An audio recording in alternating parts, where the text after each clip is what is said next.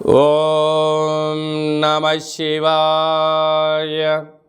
ఓం నమో నారాయణాయ. ఓం శ్రీ స్వర్ణాకర్షణ కాల భైరవాయ నమో నమః. ఓం కాళకాలాయ విద్మహే కాళాతీతాయ ధీమహి తన్నో శ్రీ నరదృష్టి నివారణ కాల భైరవ దేవతాభ్యో నమో నమః. హరి ఓం. మా ఛానల్కి స్వాగతం. చూస్తున్న వీక్షకులకు, ప్రేక్షకులకు, ప్రియ కాళభైరవ భగవద్బంధులకి స్వాగతం పలుకుతూ మమ్మల్ని ఎంతగానో ఆదరిస్తూ ఉండబడినటువంటి ప్రియ సోదరీమణులకు, సనాతన ధర్మ సంరక్షకులకి అందరికీ కూడా తెలుగు ఉగాది పండుగ శుభాకాంక్షలు. అలాగనే వసంత నవరాత్రుల ప్రారంభోత్సవ అమ్మవారి యొక్క ఆశీస్సులు. ఈ క్రోధినామ సంవత్సరం అంతనూ కూడా అందరికీ శుభం, జయం, లాభం జరగాలని శ్రీ నరదృష్టి నివారణ కాళభైరవ స్వామిని కోరుకుందాం, వేడుకుందాం. కనుక ద్వాదశ రాశుల్లో గ్రహ గమనాలను ఒకసారి వీక్షింపచేద్దాం. మేషరాశిలో బుధుడు మరియు గురు సంచార స్థితి, కన్యరాశిలో కేతు సంచార స్థితి, కుంభరాశిలో కుజుడు మరియు శని సంచార స్థితి, మీనరాశిలో రవి, శుక్ర, రాహు సంచార స్థితితో ఈ విధంగా ఉన్నాయి. ఈ సంవత్సరం రాజు కుజ భగవానుడు.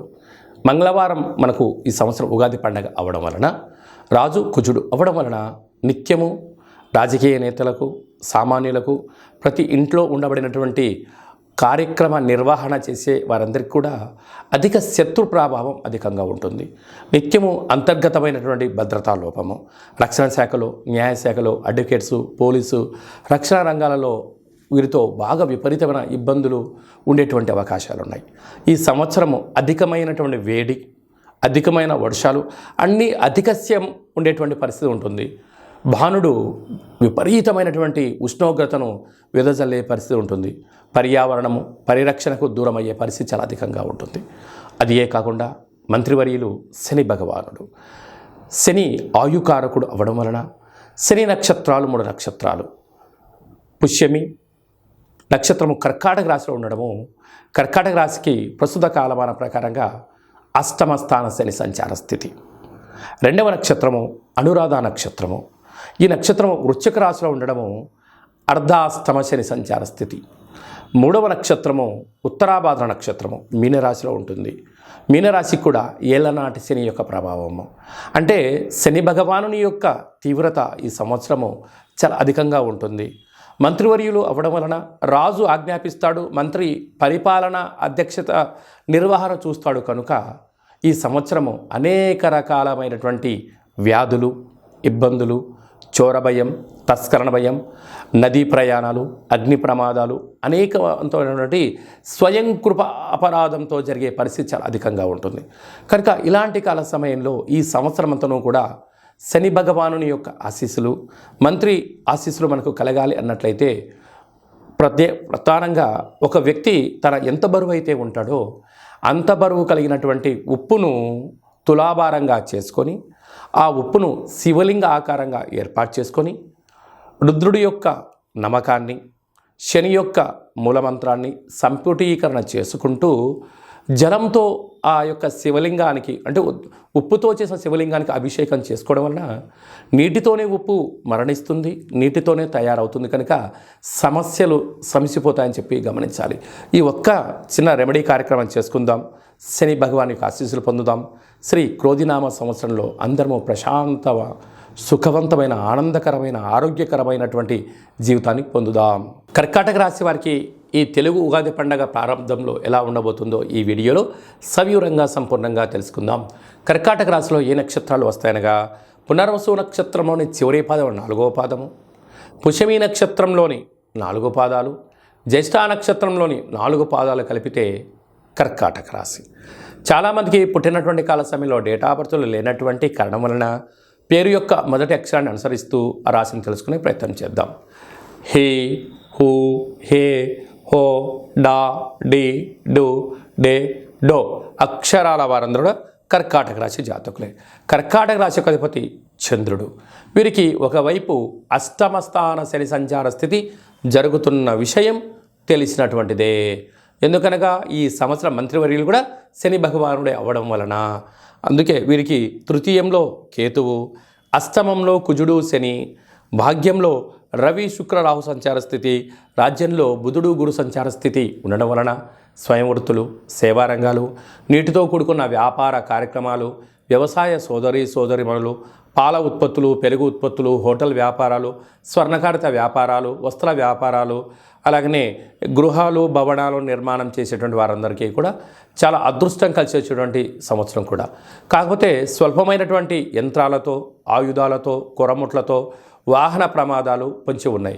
కనుక వీలైనంత వరకు ఈ సంవత్సరము మీ యొక్క జన్మ నక్షత్రం రోజున, అష్టమి అమావాస్య తిథుల యందున, పూర్ణిమ తిథి యందున జల ప్రయాణాలు, దూర ప్రయాణాలు, ముఖ్యమైన సభలు, సమావేశాలు వాయిదా వేసుకొని ఉత్తమోత్తంగా భావించగలగాలి. ఇలాంటి కాల సమయంలో మీరు ఎంత బరువు అయితే ఉంటారో అంత బరువు కల ఉప్పును శనివారం పూట తులాభారం చేసుకొని ఆ ఉప్పుతో శివలింగ ఆకారాన్ని ఏర్పాటు చేసుకొని ఆ యొక్క రుద్రుడి యొక్క మంత్రంతో, త్రయంబక మంత్రంతో, శని భగవాన్ యొక్క మూల మంత్రంతో సంపుటీకరణ చేసుకొని ఆ నీటితో ఉప్పును కరిగించి ప్రవహించే నీటిలో కలిపినట్లయితే మీ సమస్యలన్నీ తొలగిపోయి అద్భుతమైన జీవితం మీ సొంతం అవుతుందని చెప్పి గమనించాలి. ఈ సంవత్సరము ఇంకనూ మనం విజయం సాధించగలగాలి అన్నట్లయితే రాజు కుజుడు అవ్వడం వలన మనకు వీలైనంత వరకు ఒక్కొక్క నెలలో 4 మంగళవారాలు ఉంటాయి. అలాగా సంవత్సరానికి 52 మంగళవారాలు మనకు వస్తాయి. కనుక వీలైనంత వరకు మంగళవారం ఉదయం 6 నుండి 7 గంటల వరకు కుజహోర జరుగుతూ ఉంటుంది. అలాంటి కాల సమయంలో మౌనం, కుజుడికి మంత్రం ఆరాధన చేయడం వలన, ఎరుపు బొత్తులతో దీపం వెలిగించడం వలన మనకు యోగదాయకం అని చెప్పి గమనించాలి. అలాగా రుణ సమస్యలు, రోగ సమస్యలు, కోర్టు సమస్యలు, అలాగా రక్షణ శాఖతో నిత్యము వాహన ప్రమాదాలు లాంటివి జరుగుతూ ఉన్నట్టయితే ఒక మంగళవారం పూట, అంటే మాసంలో ఒక్కరోజు, ఒక ఎరుపు క్లాతులో ఒక దోషుడు అన్నాన్ని వండి అందులో పోసి, ఒక దోషుడు కుంకుమను పోసి ఎర్రగా ముద్ద కట్టి వాటిపైన 7 ఎర్రటి ఒత్తులు వెలిగించి దిష్టి తీసి ప్రవహించే నీటిలో కానీ తెల్ల జిల్లెడు వృక్షం మొదల్లో వేయడం వలన అంగారకుడి యొక్క ఆశీస్సులు కలిగి రుణ సమస్యలు, రోగ సమస్యలు, కుజ సమస్యలు, సంతానం లేని సమస్యలు తొలగి అన్నింటా విజయం కలిగి అంగారకుడి యొక్క ఆశీస్సులు ఉంటాయని చెప్పి గమనించాలి. ఇంకనూ కలియుగ కాలంలో కళవు వెంకటేశ్వర అన్నట్లుగా ఈ ఏడాదిలో ఒక్కసారైనా వెంకటేశ్వర స్వామిని స్మరించండి, ధ్యానించండి. అలాగనే కాళభైరవ స్వామి యొక్క మంత్రాన్ని, కాళభైరవ స్వామి యొక్క కూష్మాండ దీపాన్ని, కాళభైరవ స్వామి యొక్క అక్షయ పాత్రను, అలాగనే కాళభైరవ స్వామి యొక్క డాలర్ని మెడలో ధరించడం వల్ల కాలం మీకు అనుకూలంగా ఉంటుందని చెప్పి గమనించాలి. ఈ యొక్క పాత్ర అక్షయ పాత్ర అంటారు. అక్షయము అనగా నశించబడినటువంటిది. ఈ యొక్క పాత్ర కంచు పాత్ర. ఈ యొక్క కంచు పాత్రతో మనం ఎలాంటి శబ్దాలను సృష్టించవచ్చో ఒకసారి తెలుసుకుందాం.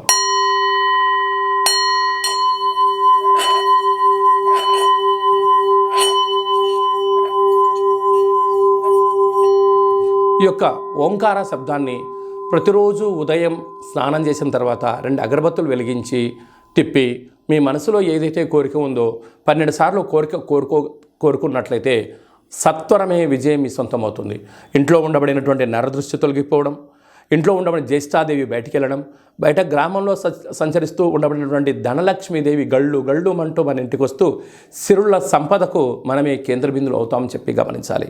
ఈ అక్షయపాత్రతో పాటి ఒక కాళభైరవ స్వామి యొక్క పిరమిడు, డాలరు, కంకణము, అలాగే మీకు కాళభైరవ హోమాన్ని మీకోసమే ప్రత్యేకంగా చేయించి మీకు వాట్సాప్ కాల్ ద్వారా ప్రత్యక్ష ప్రసారంగా చూపించి అందజేయడం జరుగుతుంది. కనుక అక్షయ పాత్రను సొంతం చేసుకుందాం. సకల భూత ప్రేత పిచాచ బ్రహ్మర యక్షర యమదూత శాకిని డాకిని గ్రహ దోషాలు తొలగించుకుందాం. తంత్ర ప్రయోగాలకు దూరంగా ఉందాం. ఐశ్వర్యానికి స్వాగతం పలుకుతాం. అదే కాకుండా ఇంకనూ మనం విజయం సాధించగలగాలి అన్నట్లయితే మన యొక్క దేవాలయంలో నిత్యము 4 మంగళవారాలు, 4 శనివారాలు, అష్టమి, పూర్ణిమ, బహుళాష్టమి, అమావాస్య తిథులందున కాళభైరవ హోమం జరుగుతూ ఉంటుంది. కనుక ఆసక్తి గలవారు ఈ కిందనేమను సంప్రదించి మీరు అక్షయపాత్రను సొంతం చేసుకోగలరు. కాళభైరవ పూజా కార్యక్రమంలో కూడా పాల్గొన్నారు. మీ వ్యక్తిగత జాతకం తెలుసుకోవాలనుకుంటున్నారా? మీ పేరు, పుట్టినటువంటి తేదీ, నెల, సంవత్సరం, సమయాన్ని వ్రాసి మీరు పంపించగలిగినట్లయితే 100 సంవత్సరాల జాతకాన్ని సంపూర్ణంగా వ్రాసి పంపించి మీరు పుట్టినప్పుడు గ్రహ గమనాలు ఎలా ఉన్నాయి, ప్రస్తుతం ఎలా ఉన్నాయి, రాబోయే కాలంలో ఎలా ఉండబోతున్నాయో సవివరంగా సంపూర్ణంగా మీకు తెలియజేయడం జరుగుతుంది. అలాగనే చాలామందికి డేటా బర్త్లు లేనటువంటి కారణం వలన మీ పేరు యొక్క మొదటి అక్షరాన్ని అనుసరిస్తూ అలాగనే మీ యొక్క ముఖ కవళికలు ఒక ఫోటో పంపించగలిగినట్లయితే మీ కుడి చేయిని ఎడమ చేయిని ఫోటో తీసి పంపించినట్లయితే హస్త సాముద్రికం ద్వారా కాళభైరవ ఉపాసన చేత రమణ శాస్త్రం ద్వారా గవ్వలు వేసి భూత భవిష్యత్ వర్తమానాన్ని తెలియజేయడం జరుగుతుంది. ఆధ్యాత్మికమైన సలహాలు సూచనలు ఇస్తూ మీరు అన్నింటా విజయం సాధించేంత వరకు మన యొక్క కాళభైరవ స్వామి యొక్క దేవాలయంలో నిత్యము మీ గోత్రనామాలతో అర్చన అభిషేక హోమ కార్యక్రమాలు చేయించడం జరుగుతుంది. కనుక ఆసక్తి గలవారు ఈ కింది నెంబర్ని సంప్రదించి వాట్సాప్ ద్వారా కానీ ఆన్లైన్ ద్వారా కానీ ఆఫ్లైన్ కానీ సంప్రదించి అపాయింట్మెంట్ తీసుకొని సంప్రదించగలరు. అలాగనే మీ అబ్బాయికి కానీ మీ అమ్మాయికి కానీ ఎంత ప్రయత్నం చేసినా వివాహం కుదుట పడట్లేదా, అనుకున్న సంబంధం రావడం లేదా అనుకున్న పరిస్థితుల్లో అబ్బాయి యొక్క జాతకంలో ఎలాంటి యోగాలు ఉన్నాయి, ఎలాంటి దోషాలు ఉన్నాయి, ఎలాంటి అమ్మాయిని కానీ ఎలాంటి అబ్బాయిని తెచ్చుకోవడంలో యోగాలు కలుగుతున్నాయో మీకు సవివరంగా గ్రహమైత్రి జాతి ఆ యొక్క పాదాలను సవివరంగా కూడా తెలియజేయడం జరుగుతుంది. అలాగే తరచూ భార్యాభర్తలు ఇంట్లో గొడవ పడుతున్నారా, ఎందుకు గొడవ పడుతున్నారు, వారి యొక్క పేర్లో ఏమైనా స్వల్పమైన మార్పులు చేయాలా, అలా తినే ఆహారంలో కానీ వేసుకునే వస్త్రాల్లో కానీ ఇంట్లో స్వల్పమైనటువంటి మంత్ర సాధన వల్ల చేయడం వలన ఆ భార్యాభర్తలు పార్వతీ పరమేశ్వరుల రూపంగా ఆ జన్మాంతము ఆయురారోగ్యాలు ఉండడానికి సలహాలు సూచనలు కూడా ఇవ్వడం జరుగుతుంది.